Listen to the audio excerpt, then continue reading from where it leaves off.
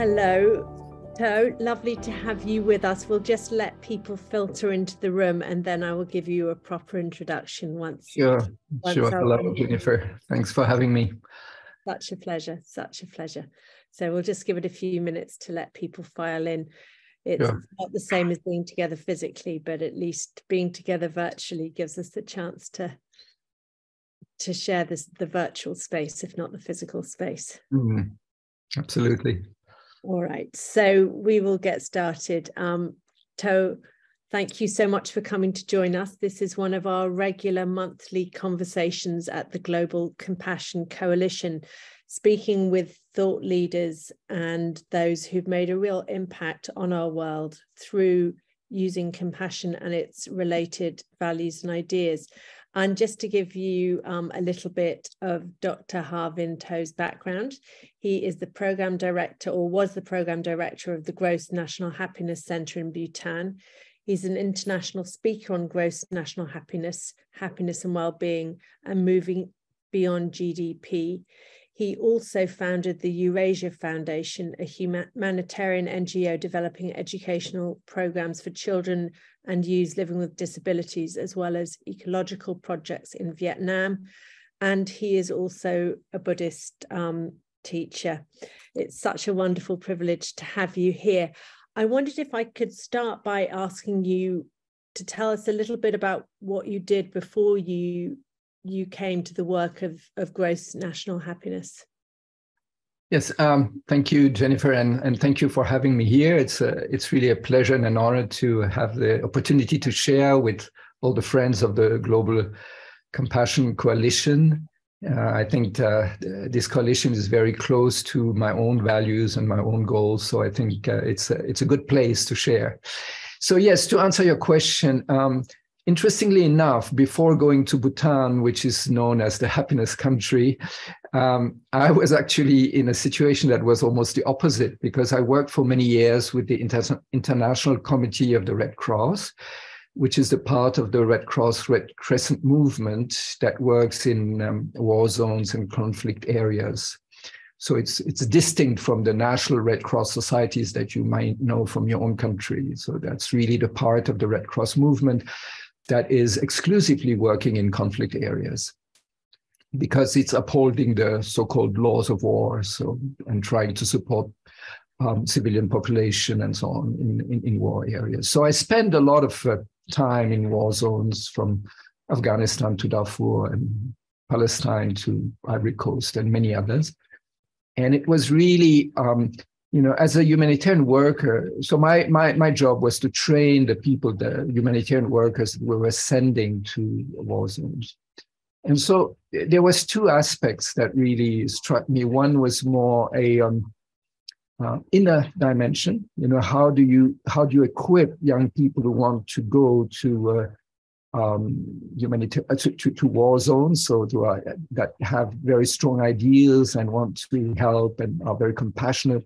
So how do you support them in not getting burned out when being exposed to so much suffering?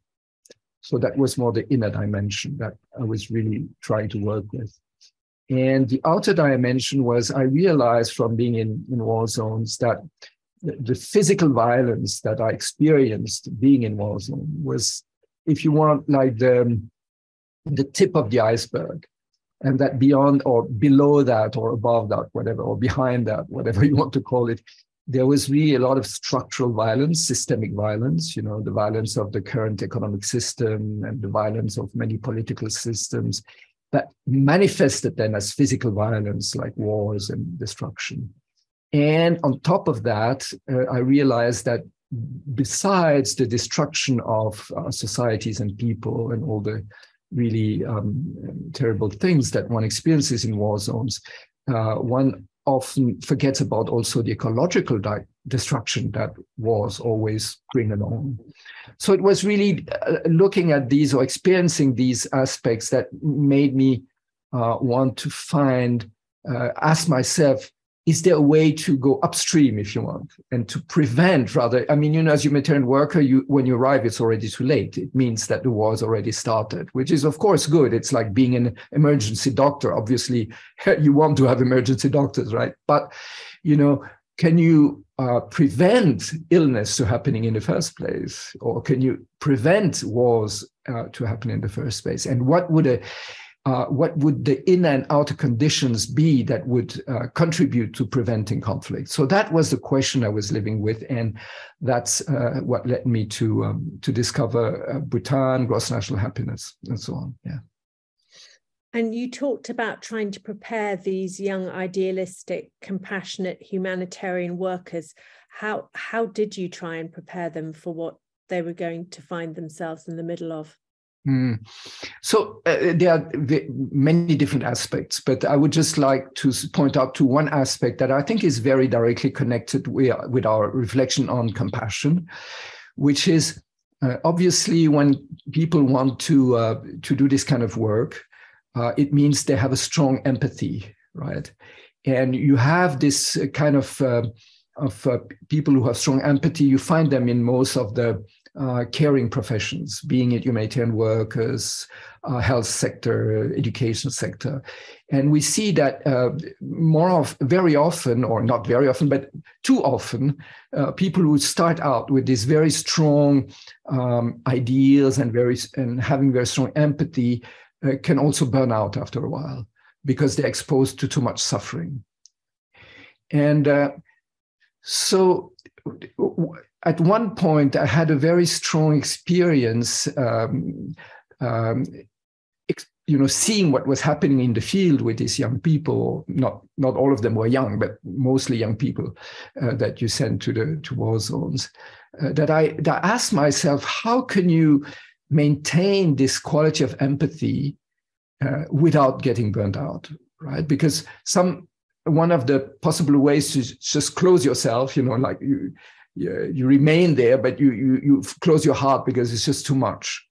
And the other thing would be you continue having this empathy, but you get so overwhelmed by the suffering that you encounter that it overwhelms you. And actually, some very interesting neuroscientific research opened an avenue to understand that better. And it was several researchers did that, but Tanya Singer, who is also part of the coalition, her research was really an eye-opener for many of us in the humanitarian field. And that was when she discovered through the neuroscientific research the difference between empathic distress, which is when you open your heart and then you get overwhelmed because actually, when you are experiencing suffering of others, it triggers the same part of the brain that is activated when you suffer yourself. But then what she discovered in it was actually by doing research with meditators, especially with Mathieu Ricard, the French monk, and other Buddhist teachers, that she realized trained meditators don't have that. They do have the empathy, but it doesn't go into empathic distress. And when inquiring what was the difference and discussing with people like Mathieu Ricard and others, she discovered that training the mind to compassion, loving kindness meditation, so that each time when you are exposed with suffering, you don't let the suffering overwhelm you, but you generate conscious, good, positive thoughts like kindness, generosity, loving kindness, and so on. This inner activity of generating positive mindsets counterbalances the suffering you are exposed to. So it was really very much based on this insight that we developed, mindfulness programs and loving kindness meditation programs for humanitarian workers, and it did really show positive results. Amazing. And then, as you said, you became interested in the systemic causes of why we had wars, the way the world runs its economy, manages its natural resources. How did you end up in Bhutan? Yeah, so it was quite an interesting thing because, as I became aware of this systemic problem, it's not that I was not aware of it beforehand, but it became much more stronger for me because, I have been a Buddhist practitioner for 50 years or so. So I started very young. So the inner dimension had been there for many, many years.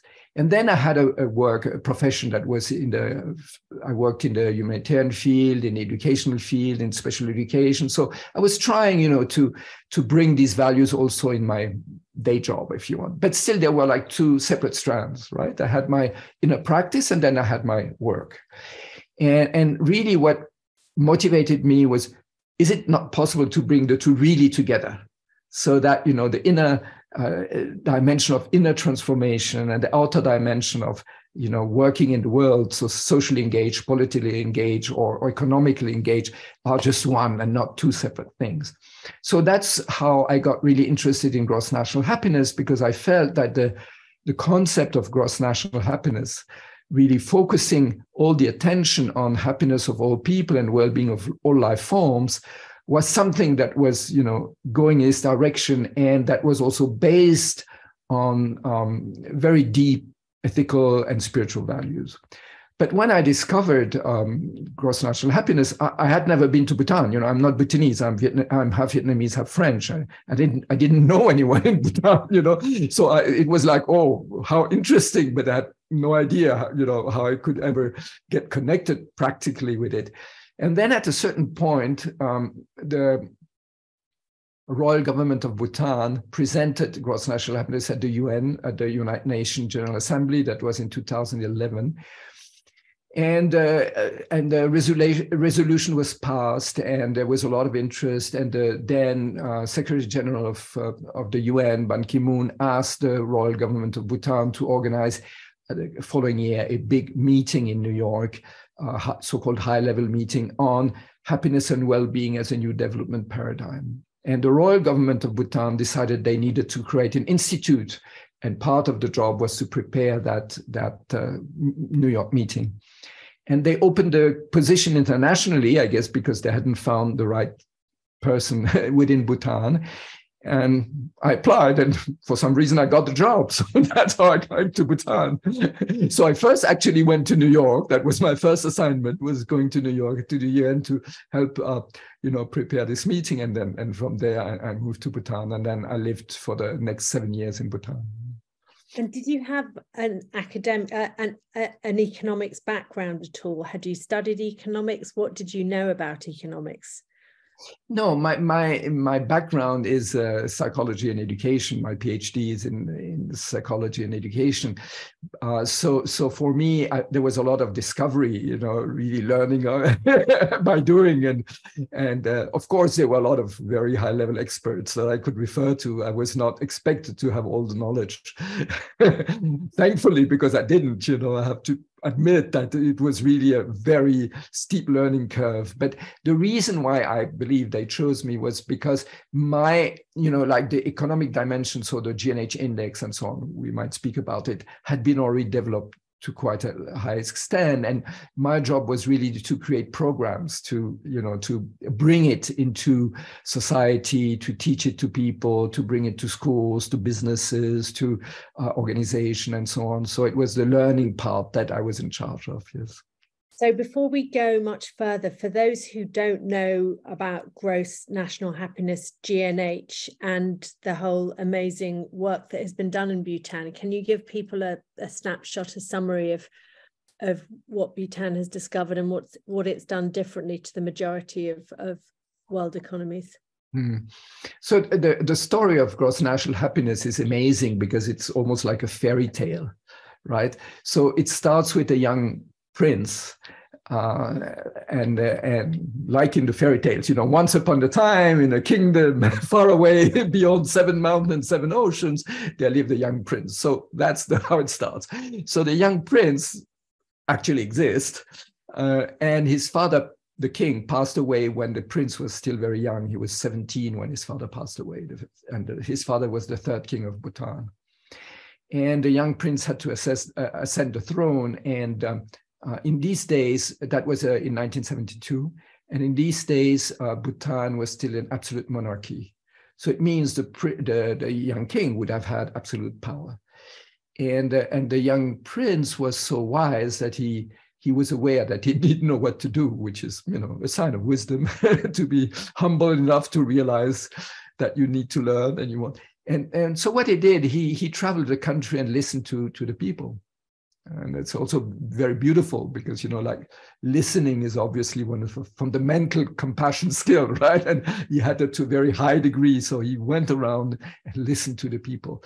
And when he came back, he gathered his people, his counselors, and he said, well, it's not that easy because, many people want many different things. And so what should I do, But he said, when I try to summarize what is the common denominator that everybody has in common, it is actually that everybody would like to be happy, would like their loved ones to be happy, and everybody would like to avoid suffering as much as possible. So happiness should be at the center of all the policies. And then in this time, it was this time where many countries in South Asia was modernizing, like Nepal and Bangladesh and so on. And he had seen that with modernization, progress were made, but also a lot was lost. A lot of destruction of the environment, of social fabric, of culture, and so on. So his question was really, how can I modernize my country and evolve the country without destroying what we want to keep?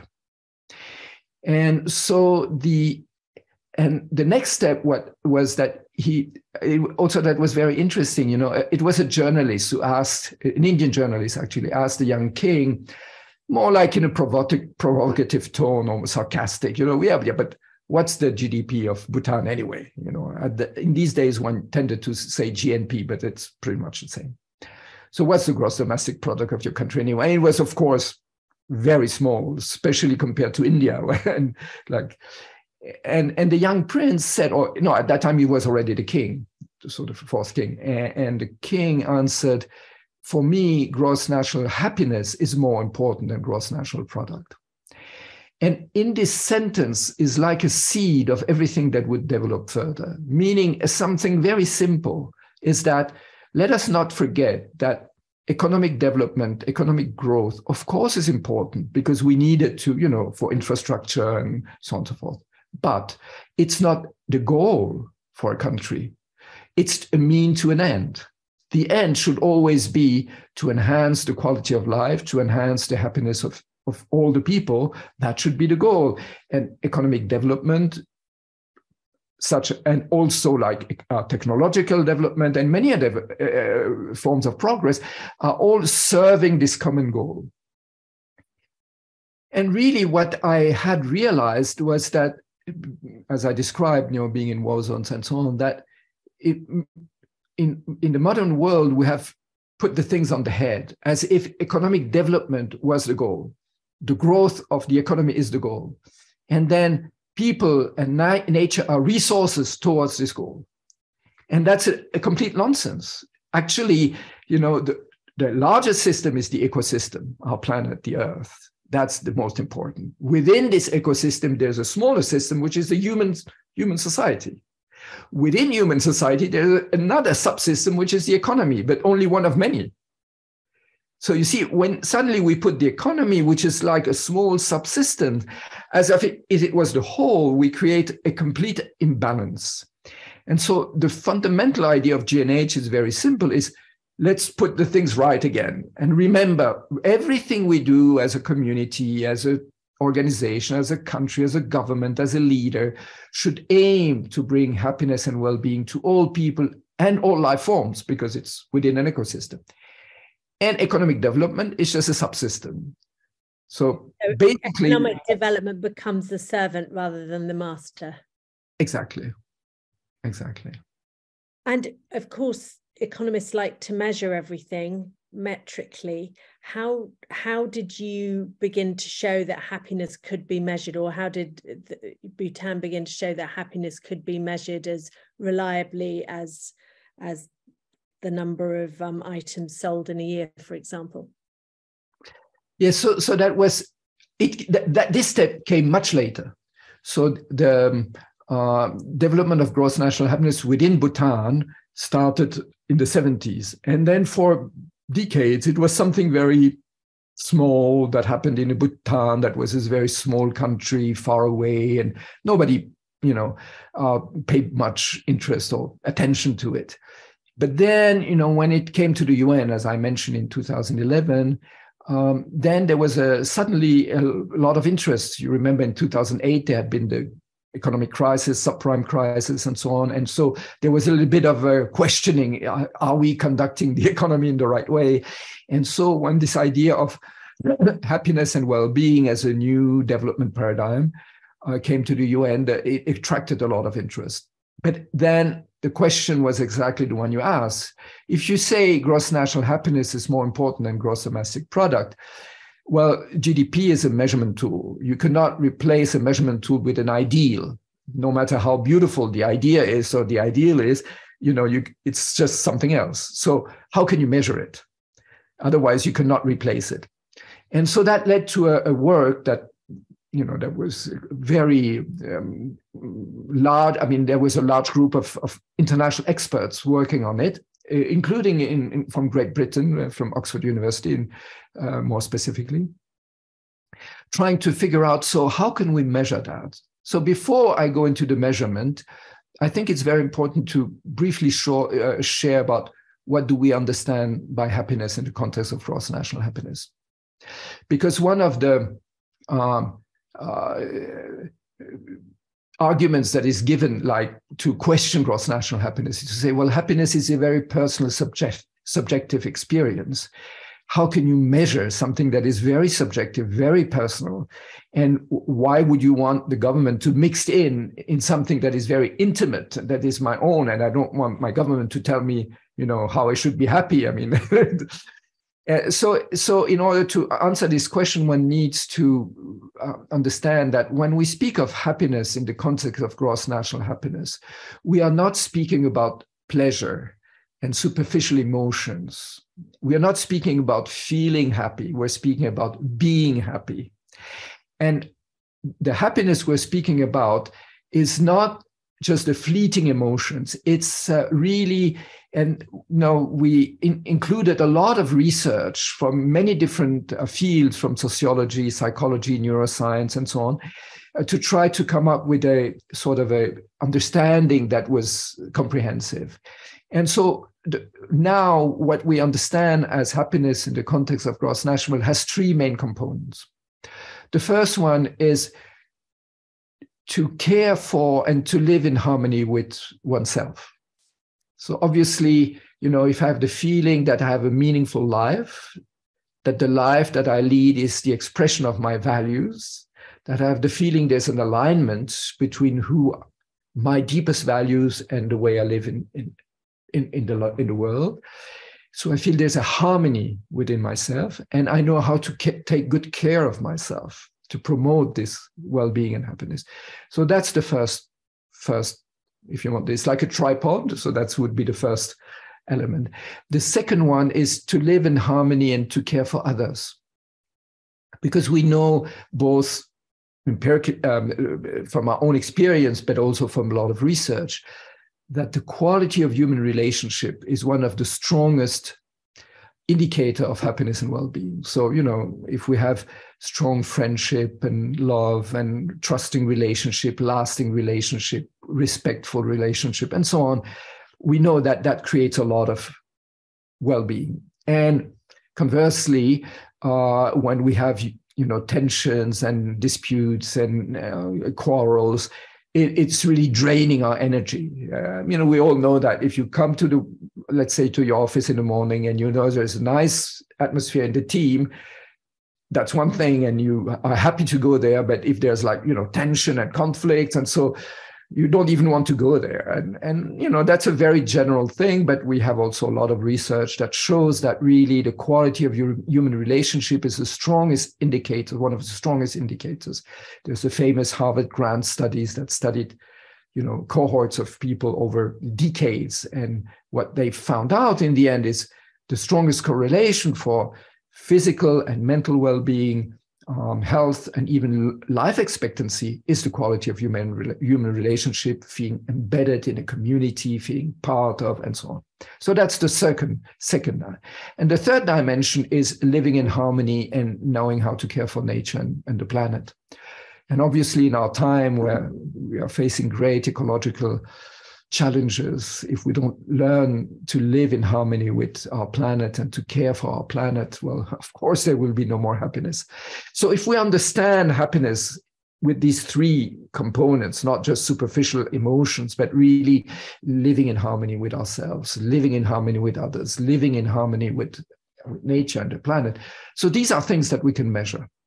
Right. These are things that, and so Bhutan developed a gross national happiness index, which has 9 domains and many indicators, to really make surveys, regular surveys, to measure whether the development of a country was bringing more or less happiness globally, and then in which sectors, which of the domains there was progress, and in which in the domains there was, less happiness.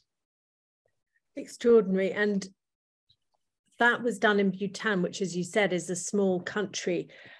How easy is that to scale it? Let's take America, for example. How easy would it be to change the way America measures its economic success? Well, the interesting thing about indicators, like, whether it's GDP or GNH or whatever, indicators and measuring indicators is important because what you measure is what you are attentive to. So what you count counts, right? So when you shift what you are measuring, you shift also the collective attention. Right. And I think one of the strongest leverage for bringing about change is to shift the collective attention. So as long as the collective attention is almost like hypnotized by economic growth figures, all the decisions will be determined by that. Right. And that's, if you look what most governments do, most of the decisions are really dependent on whether it will bring economic growth or not. And if the country, if the government can say, under our leadership, we have grown 2%, 3%, so great. And if it's going down, then it's a catastrophe. They won't be reelected. Yeah, to make it simple, right? But in reality, economic growth doesn't reflect the well-being of the people, because GDP measures all the goods and services that have been produced and used within a year, without making difference between those services or products that are bringing happiness and well-being, let's say investment in education, health, and things like that, or those that don't bring happiness and well-being. Like now there's a war, and the war is a catastrophe. But if you look at the income of energy companies, they've been rising. Weapon companies, they are over the top, right? So there's a lot of economic growth in many countries because of the war. So we should say, from a GDP point of view, war is good. From a human point of view, from an ecological point of view, it's a catastrophe. So you see, by shifting what we measure, we don't get blinded to think that because there's economic growth is something positive. It can be positive.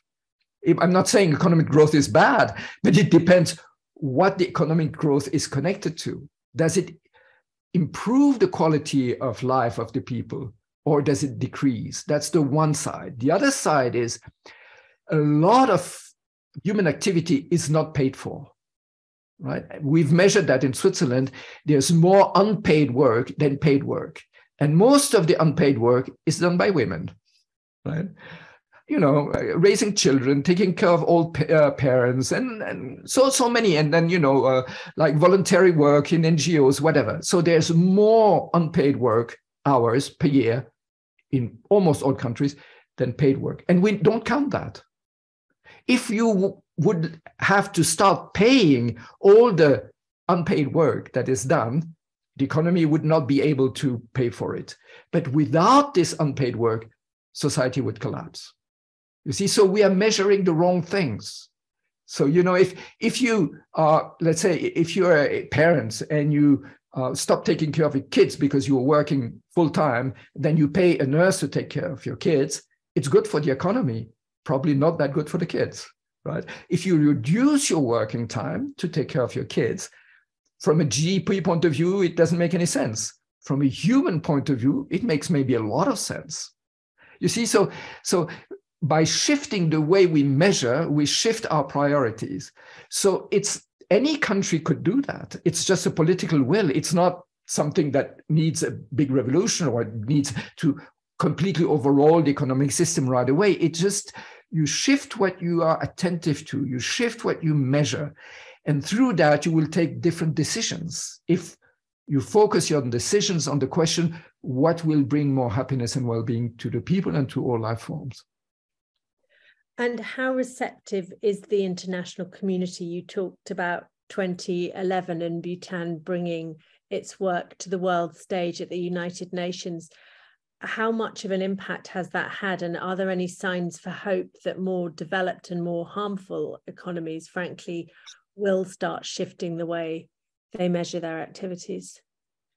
So I think there's two different levels to be seen. One is in Bhutan, it was, the will of an enlightened leader, if you want. So it was like a top-down thing. Yeah, I don't think that will happen so soon in big countries. Although we had very good examples of leaders who really went into this direction. But unfortunately, it was, let me give you two examples. One was Jacinda Ardern in New Zealand. And as you might know, she just resigned. And she was really someone who was bringing the perspective of happiness and well-being and compassion into politics. So I was very sad when I heard that she resigned, because she was really one of the leaders who really brought this dimension. She has a well-being budget in the New Zealand government, right? Another good example is Iceland, also a lady. They've also brought a lot of well-being dimension in their governance, but also Scotland. But again, the Scottish Prime Minister has just resigned, but she was also somebody who had taken, not fully, but some aspects of well-being measurement in Scottish politics. So I would say that. And then Canada has brought in some well-being indicators, and most of the Scandinavian countries also have well-being indicators. They are not yet the overall indicators like the way it's in Bhutan, but they do include more and more countries bring in well-being indicators as part of the measurement. Also here in Switzerland, we have new well-being indicators that have been developed last year. So I think there's a trend that more and more people realize that it is necessary to take into consideration really what brings happiness and well-being to the people. And so I think the discourse is not completely absurd or like strange, but it takes a lot of courage, political courage, to bring that. And then we have all the counterexamples of all these old, like autocratic males who only want power and, well, anyway. So that's the one side. The other side is that I believe in developed countries, it has to be a bottom-up movement from civil society. And we have a lot of examples, of citizens' initiatives that bring, ecological awareness, social justice, and so on. And this all goes in this direction. So I think there's really both sides. We see on one hand parts of the politics going in the worst possible direction, and we also see a sort of an awakening of civil society that hopefully can counterbalance that. And of course, there are economic benefits as well from the shift in the economy. We know that health outcomes, levels of crime, all improve in societies which are more equal. So even if one were to argue in the old economic terms, there are arguments that can be heard. What do you think the resistance is, and how can we overcome it? You talked about the patriarchal male leaders, the traditional economic approach, and that deep attachment to power that comes hand in glove with it. How can we begin to sell the idea to those old school leaders, autocrats? I'm not sure how willing the old school autocrats are to embrace such an idea. When you see among them like climate change deniers and women rights abusers, and so not that easy. But so I think there's again I think there's for me the important thing is to realize that the systems in which I wouldn't focus so much on those who are representing these old systems, right? I mean, like they are the tip of the iceberg. Yeah, they are not really, they seem to have a lot of power, but I don't think they have that much power. They're just a manifestation of something, right? So we need to change the system that brings about this kind of people. But I think it's important to realize that the systems are not natural laws. They are not God-given, economic system, political system, so on. No, they are the manifestation, the way we as human beings think, feel, act, interact with one another and with nature and so on. So these systems, they seem huge, but they are like a ghost, because in reality, they are the manifestation of collective consciousness. And all of us are part of it. So the moment we start to transform our own consciousness, we are already contributing to changing the system. And so for me, it's really about how do we bring about the balance between inner transformation, the necessary change in mindset, in consciousness that we need so that the system can change, right? So from inside out. On the other hand, we also need to look and to work at the system, because the system is conditioning the people.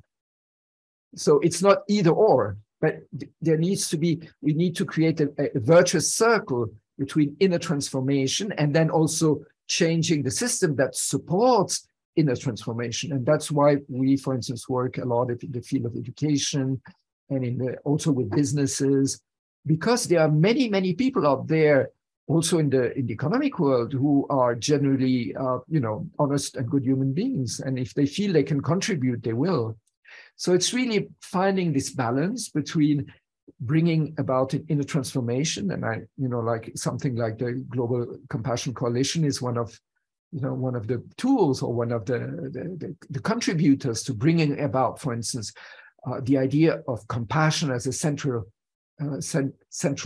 quality or central value for human life, rather than greed and violence and competition. And so the systems that are so harmful are the manifestation of inner attitudes like greed, power, violence, fear, a lot of fear. And so the more we can develop compassion and kindness and gratitude, it will also have an impact on the system. So it's really, for me, working on these two levels, inner transformation and social innovation. And there's also a huge element of culture in there. And I remember reading about the impact of television when it came to Bhutan, because one could see, I wondered if you could describe to people what happened once Western television and its cultural, norms of consumption, rivalry, competition came into a society that had been relatively protected from that. Yes, that's interesting, because in Bhutan, television came relatively late. It was, I think, 1999 or something like that. And then internet came even later.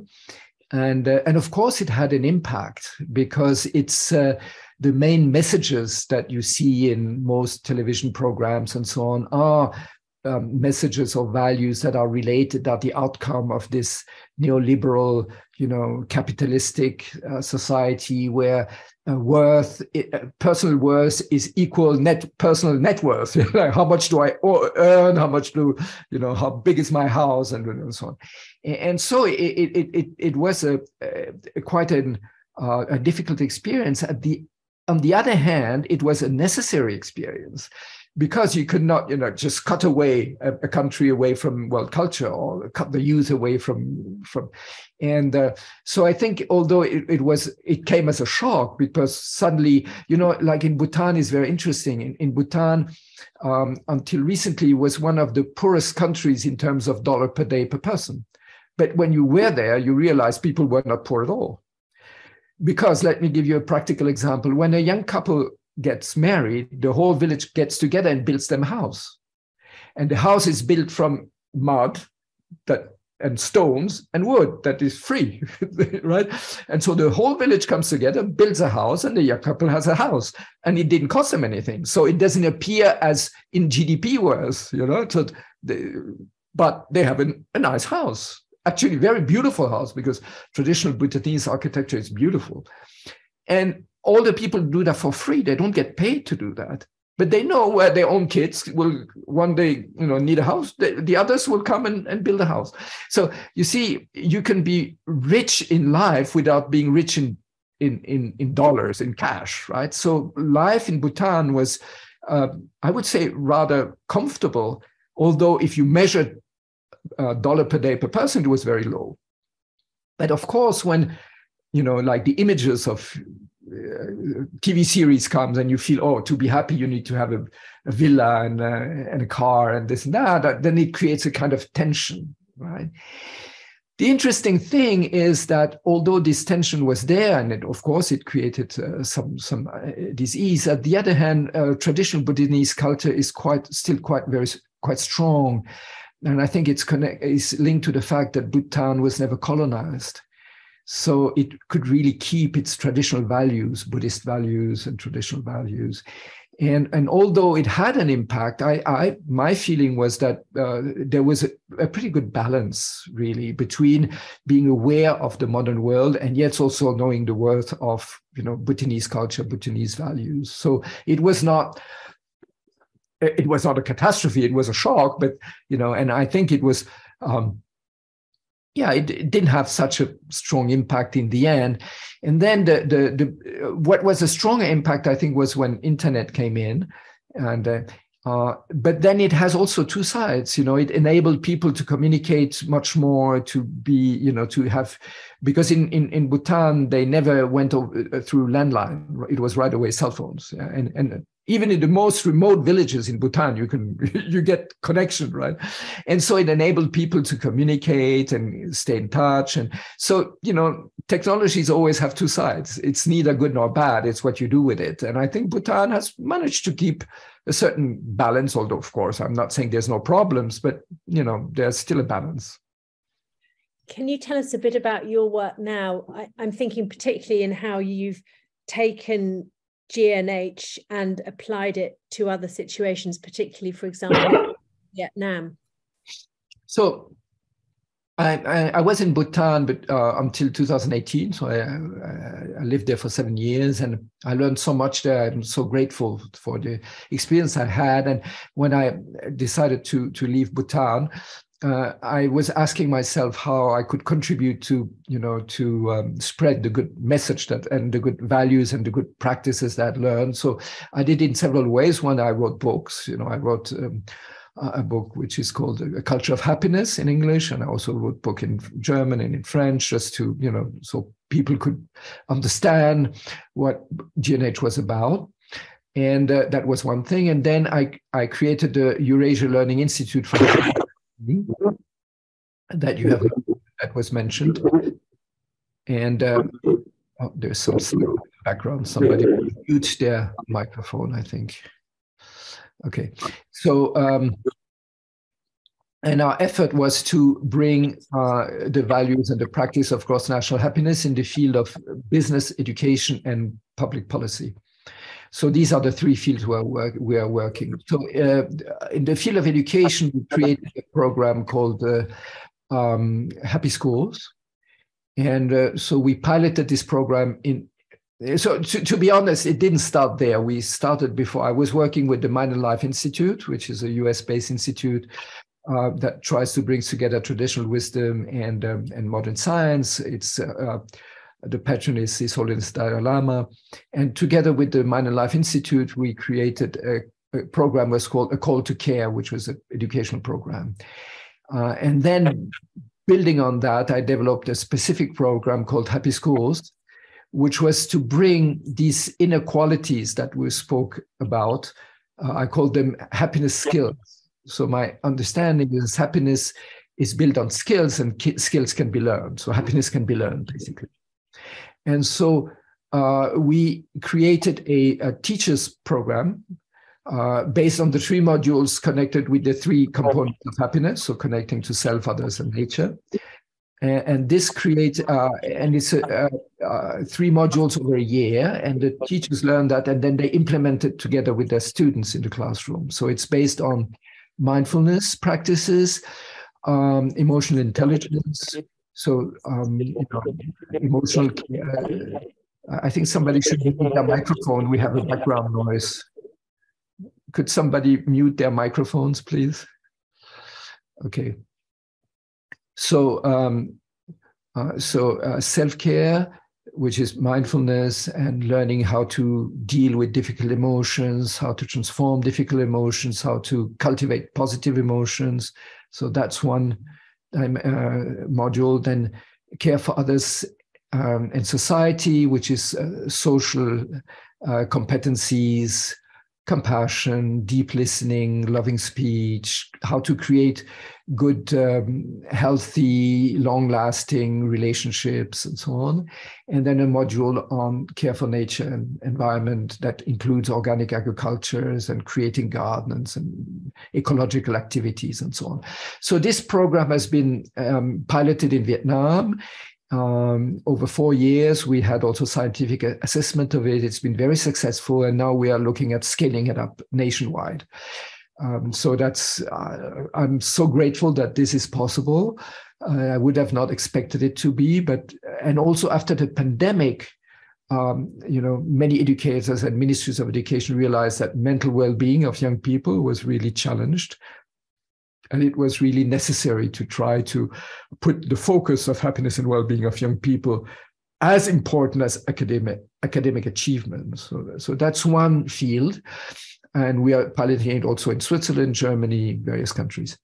And the other one is gross national happiness in business. And we have been working with businesses who want to transform their business so that their business can be a opportunity to have a positive contribution to society in terms of, yes, economic development, but development with values,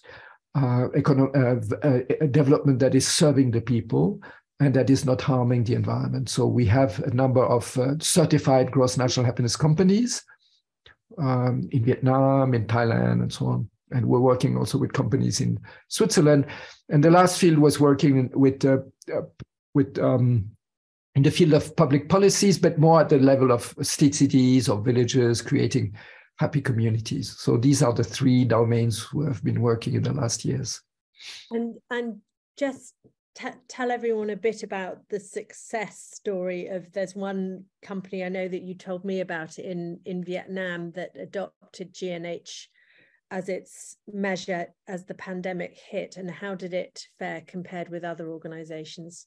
Right. So this company is called BITIS. It's a shoe company. It's the largest shoe company in Vietnam. It has 10,000 employees, and it produces 25 million pair of shoes a year. So it's a large company. And it's a family company, and there was a generation change, and the new CEO is a lady, relatively young, in her 40s. And when she took over the company, she was very motivated to bring good values and to make something that went beyond economic success, which they already had. It was a very successful company, economically speaking. And so she contacted me and asked whether we were willing to help them develop gross national happiness in their business. And we did so on different levels. First, we worked with a number of employees that we called gross national happiness ambassadors or happiness ambassadors, who were like the one, showcasing, embodying these happiness skills in everyday life. We worked then also with the management, so that we developed a management culture based on compassion, on deep listening, on respect, on positive values. And then we also worked with their systems, so HR system, marketing system. We went through the production line and resource and so on.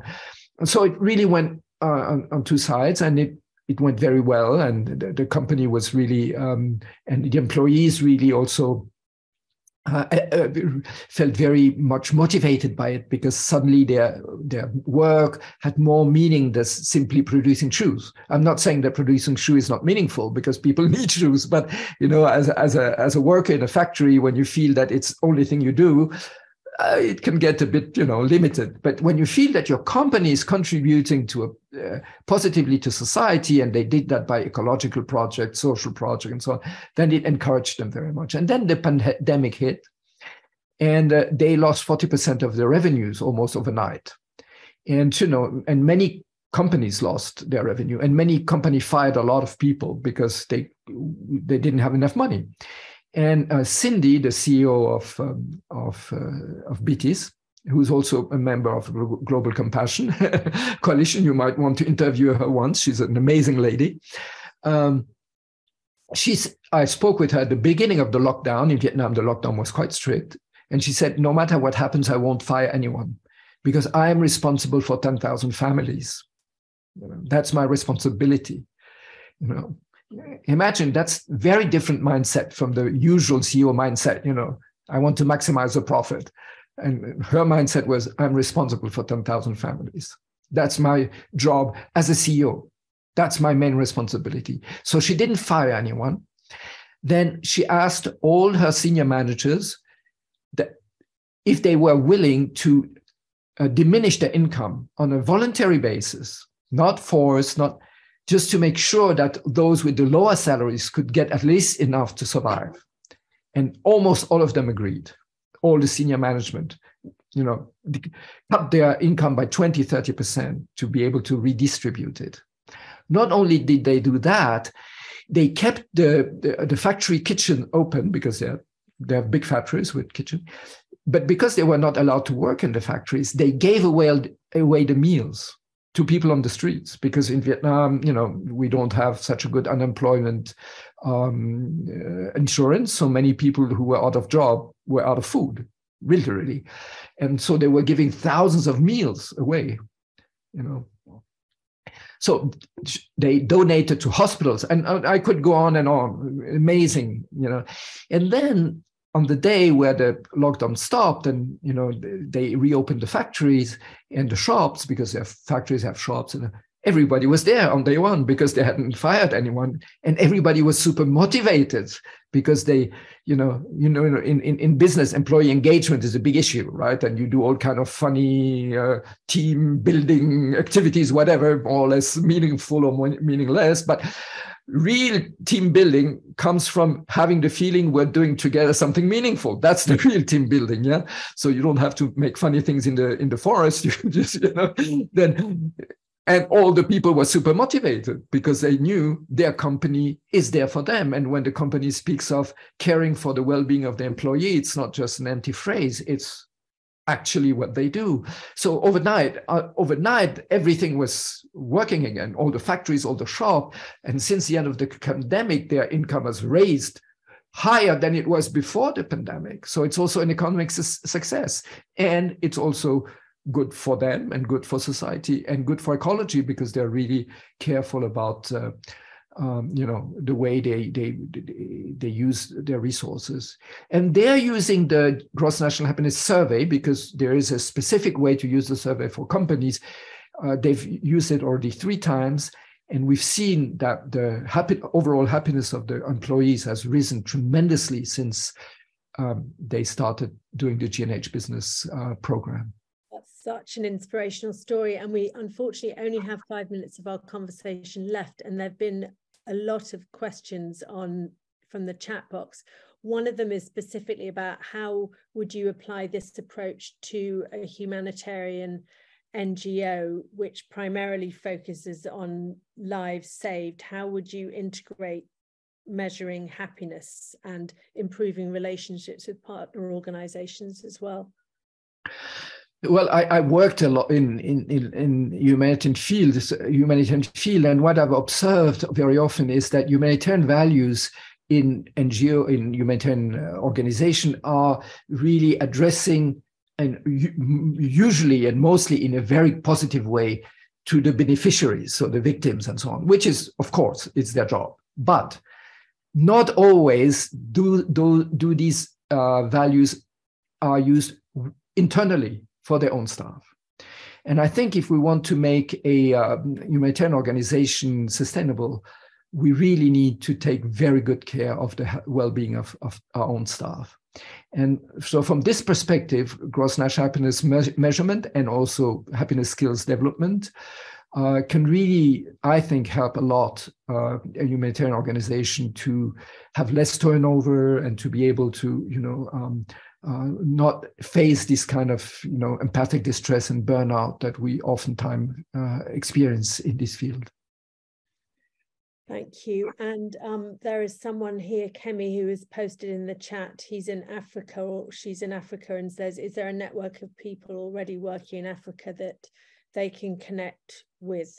Because they find it very inspiring, but they're not sure how to make it stick, given the crises affecting the continent. Yeah, so no, unfortunately, I don't really have contacts in Africa yet. But I think that, many of the cultural values in Africa would be very easy to align with gross national happiness, Ubuntu and this sense of the common good. And so I think, in Africa, it could really be very appropriate, but somebody should take the initiatives. And we're happy to support them if we can. And at the Global Compassion Coalition, we're also trying to promote this shift to a new economic measurement and a new economic model. So do get in touch with us as well, and we can connect you up with others working in the field, like the Wellbeing Economy Alliance and others. It's very, very exciting. Now, the idea, I think there are 5 countries now globally, aren't there, who have started working in this new way. And then someone else is asking about the communication of it. It's so easily dismissed as utopian and not realistic. How do you deal with those, the people who've developed a defensive cynicism to the very idea that things could be different, could be better? Yeah, well, if you read the book I wrote, the English one is called The Culture of Happiness. I really try to present it not faith-based, or not, I am a Buddhist teacher, and Bhutan is a Buddhist country. So my own background is Buddhism. But the way I try to promote gross national happiness is really with showing at every step of the path that we do have scientific evidence to back it up. It's really something that is evidence-based. It's not just a nice idea, as well, the inner dimension of happiness skills and the importance of mindfulness, compassion, and so on. We have a lot of scientific evidence. And also what you mentioned yourself before, that a good economic system, a value-based economic system, in the end is more successful, because the current GDP system is failing us as humans and failing nature. So that's actually an ideology. It's not science-based. And if we would really do a science-based economic system, it would not be so destructive. Wonderful. Thank you so much for your wisdom, your expertise, your knowledge. So grateful to have had this conversation with you. And thank you to all of those who were able to join us. If you haven't yet signed up to the Global Compassion Coalition, please do join us. Membership is free, but there are many of us who want to create this shift. So join with us, and we will do what we can to try and take forward the incredible ideas that you've spoken about today. And thank you so much for all you're doing to create a more compassionate world. Thank you. Thank you. Thank you very much. Thank you for having me, and thank you for your kind listening.